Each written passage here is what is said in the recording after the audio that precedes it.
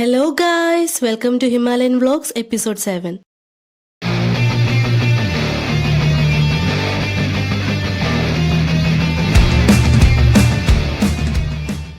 ഇന്ന് നമ്മൾ ലഡാക്കിനോട് യാത്ര പറഞ്ഞ് മണാലിയിലേക്ക് തിരിക്കുവാണ്.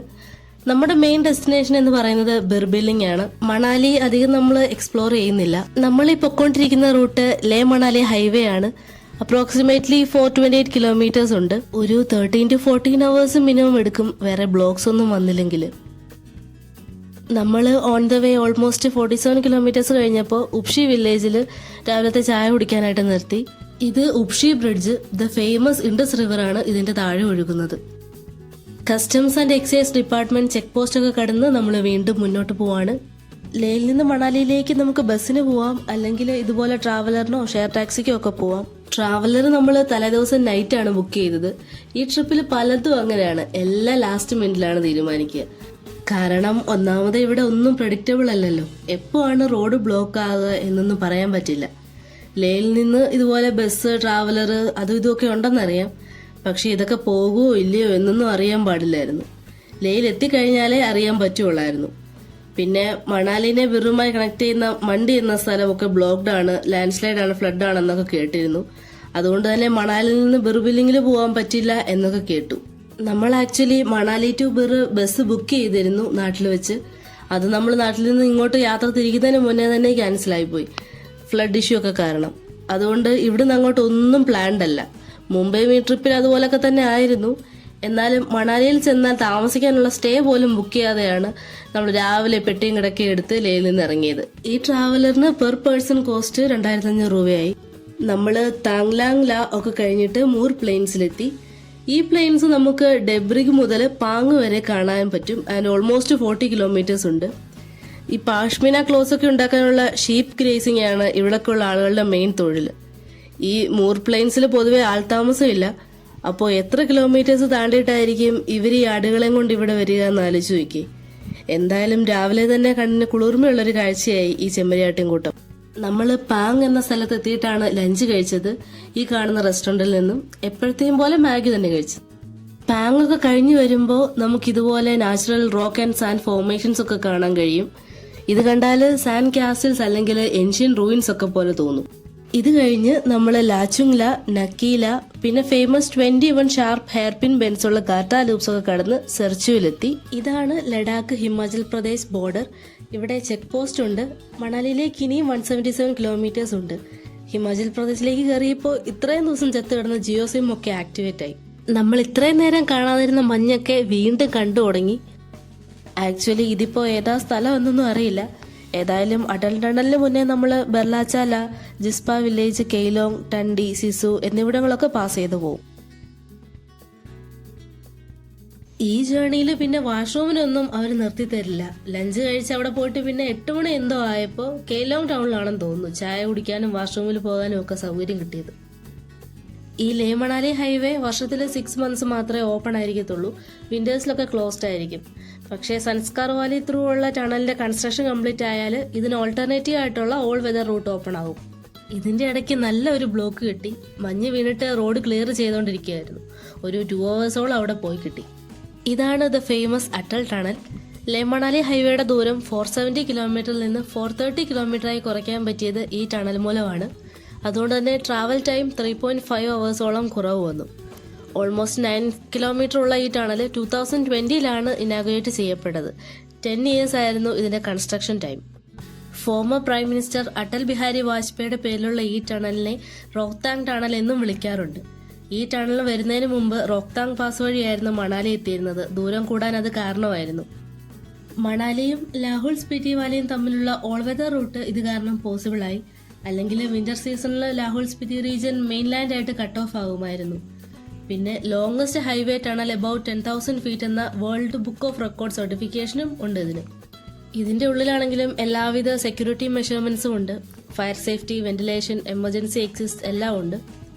ഈ ടണലിന്റെ ഉള്ളിൽ പുറത്തു വെച്ച് നോക്കുമ്പോൾ വാമറാണ്. ഈ ടണലിന്റെ പുറത്തിറങ്ങിയാൽ പിന്നെ ഹൈ ഓൾട്ടിറ്റ്യൂഡ് കോൾഡ് ഡെസേർട്ടിൽ നിന്ന് ലഷ് ഗ്രീൻ ലാൻഡ്സ്കേപ്പിലേക്കുള്ള ഒരു ട്രാൻസിഷൻ നമുക്ക് കാണാൻ കഴിയും. അങ്ങനെ നമ്മൾ മണാലി ബസ് സ്റ്റേഷനിലെത്തി. ടൈം ഇപ്പോൾ രാത്രി 1 മണിയോളമായി. പിന്നെ റൂം പോലും ബുക്ക് ചെയ്യാതെ ഇറങ്ങിയ നമുക്ക് ഈ ബസ്സിൽ നിന്ന് പരിചയപ്പെട്ട ഒരു മണാലിക്കാരൻ ചേട്ടനാണ് ഈ പാതിരാത്രി സ്റ്റേയും ഫുഡും ഒക്കെ സെറ്റാക്കി തന്നത്.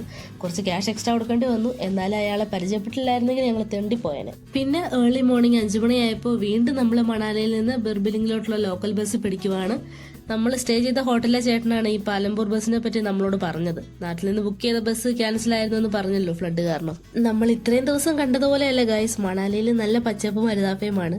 ലഡാക്കിലെ കോൾഡ് ഡെസേർട്ട് കണ്ട നമുക്ക് ഈ പച്ചപ്പ് കാണുന്നത് ഒരു കുളിർമയായിരുന്നു. നമ്മൾ മണാലിയിൽ നിന്ന് കുള്ളുവും കടന്ന് മണ്ഡി എന്ന സ്ഥലത്തെത്തി. 80-ൽ കൂടുതൽ പുരാതന ക്ഷേത്രങ്ങൾ ഉള്ളത് കാരണം ഈ സ്ഥലം വാരണാസി ഓഫ് ദ ഹിൽസ് എന്നാണ് അറിയപ്പെടുന്നത്. ഈ HRTCയുടെ ഇന്റർസ്റ്റേറ്റ് ബസ് ടെർമിനസ് ഒരു സെൻട്രൽ ഹബ്ബ് പോലെയാണ് ആക്ട് ചെയ്യുന്നത്. കാരണം ഇവിടെ നിന്ന് നമുക്ക് മണാലി, ബിർ, ഷിംല, ധരംശാല, ഡൽഹി, ചണ്ഡീഗഡ് തുടങ്ങിയ പ്ലേസസിലോട്ടൊക്കെയുള്ള ബസ്സസ് കിട്ടും. ഇവിടെ നിന്ന് നമ്മളൊരു ബസ് മാറി കയറി. നമുക്ക് മണാലി ടു ബിർ 177 കിലോമീറ്റേഴ്സ് ഉണ്ട്. കുറച്ച് ദൂരം പിന്നിട്ടെങ്കിലും ഇൻ ടോട്ടൽ 6 hours കൂടുതൽ വേണ്ടിവരും ലോക്കൽ ബസ് ആയതുകൊണ്ട്. അവസാനം നമ്മൾ നമ്മുടെ മെയിൻ ഡെസ്റ്റിനേഷനിലെത്തി. The paragliding capital of India, Bir Billing. ഇത് ഏഷ്യയിലെ ഹയസ്റ്റ് പാരാഗ്ലൈഡിംഗ് ഡെസ്റ്റിനേഷനും ലോകത്തിലെ സെക്കൻഡ് ഹയസ്റ്റ് പാരാഗ്ലൈഡിംഗ് സ്പോട്ടുമാണ്. നമ്മൾ ഇവിടുന്ന് ടാക്സി പിടിച്ച് നമ്മുടെ സ്റ്റേയിലേക്ക് പോവാണ്.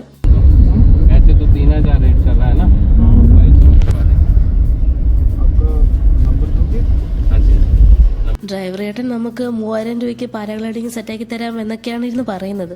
നമ്മൾ എന്നിട്ട് പുള്ളിയുടെ നമ്പരൊക്കെ മേടിച്ചു, ആവശ്യം വന്നാലോ. ഭാഗ്യം ചത്തില്ല. ഇതാണ് നമ്മളെടുത്ത സ്റ്റേ, ലോസ്റ്റ് ഹോസ്റ്റൽസ്. ഇവിടേക്ക് എങ്ങനെ എത്തിച്ചേരുമെന്ന് അറിയില്ലായിരുന്നെങ്കിലും ഈ സ്റ്റേ മാത്രം മുൻകൂട്ടി നാട്ടിൽ നിന്ന് നമ്മൾ ബുക്ക് ചെയ്തിട്ടാണ് വന്നത്. നമ്മൾ ഡോർമെട്രി ആണ് എടുത്തത്. ഈ ഹോസ്റ്റലിലെ ജങ്ക, മോണോപ്പൊളി, കട്ടാൻ പോലത്തെ ബോർഡ് ഗെയിംസും ഒരുപാട് കാർഡ് ഗെയിംസും ഒക്കെ അവൈലബിൾ ആണ്.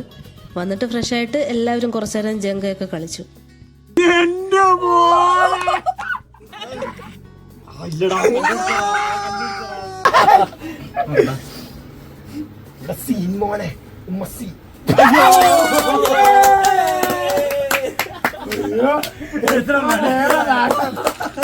അത് കഴിഞ്ഞ് നമ്മൾ ഫുഡ് കഴിക്കാനായിട്ട് ഇറങ്ങി.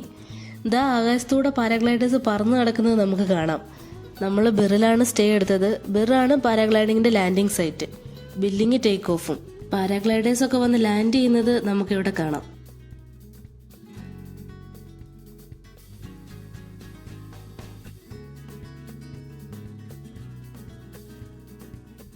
പിന്നെ കുറേ നേരം അലഞ്ഞ് നടന്ന് ലാസ്റ്റ് നമ്മളൊരു കഫേയിൽ കയറി. കണ്ണു കണ്ടതൊക്കെ ഓർഡർ ചെയ്തു. കാരണം ലഡാക്കിൽ 4-5 ദിവസമായിട്ട് മാഗി മാത്രമായിരുന്നല്ലോ നമ്മുടെ മെയിൻ ഭക്ഷണം. അവസാനം ആന കരിമ്പും കാട്ടി കയറിയതുപോലെ ആക്കിയിട്ട് നമ്മൾ അവിടെ നിറങ്ങി. തിരിച്ചു വീണ്ടും റൂമിൽ വന്നിട്ട് കുറെ നേരം മോണോപ്പൊളിയൊക്കെ കളിച്ചു. എന്തോ ചിന്തയിൽ മുഴുകിയിരിക്കുന്ന ഹാരിഷ് നാളത്തെ പാരാഗ്ലൈഡിങ് ഓർത്തിട്ടാവും. പൊട്ടി വീഴുമോ, മഴയുണ്ടാവോ. കഷ്ടപ്പെട്ട് മുടിയുടെ ചട കളയുന്ന അഞ്ജിത. കാണുന്നവർക്കല്ലേ എന്റെ മുടിയെ പറ്റി ഭയങ്കര അഭിപ്രായം, പക്ഷെ എനിക്കിതൊരു ഭാരമായിട്ടാ തോന്നണേ. പോയിട്ട് ഞാൻ അവിടെ കിടന്നു.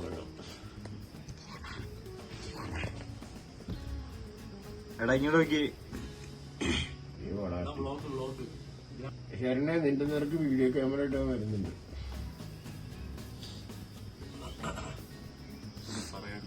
ഞാൻ അങ്ങോട്ട് പോകുന്നില്ല.